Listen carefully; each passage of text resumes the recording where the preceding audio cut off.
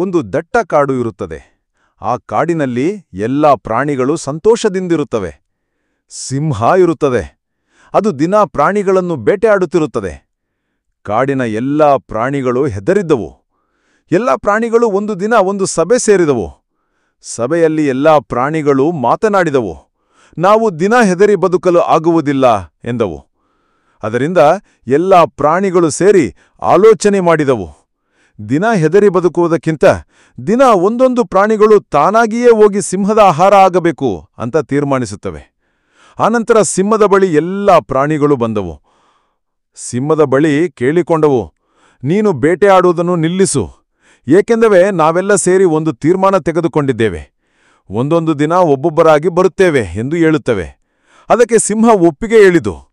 ಆಗ ಎಲ್ಲಾ ಪ್ರಾಣಿಗಳು ಸಿಂಹದ ಗುಹೆಯಿಂದ ಹೊರಟವು. ದಿನಗಳು ಕಳೆದಂತೆ ದಿನಾ ಒಂದು ಪ್ರಾಣಿ ಹೋಗುತ್ತಿರುತ್ತದೆ. ಒಂದು ದಿನ ಮೊಲದ ಸಮಯ ಬರುತ್ತದೆ. ಆಗ ಮೊಲ ಯೋಚಿಸುತ್ತದೆ, ಸಾವಿನಿಂದ ಹೇಗೆ ತಪ್ಪಿಸಿಕೊಳ್ಳುವುದು ಎಂದು. ಆಗ ಯೋಚಿಸಿತು, ಸಿಂಹದ ಬಳಿ ತಡವಾಗಿ ಬಂದಿತು. ಆಗ ಸಿಂಹ ಕೇಳಿತು, ಏಕೆ ತಡವಾಗಿ ಬಂದೆ ಎಂದು.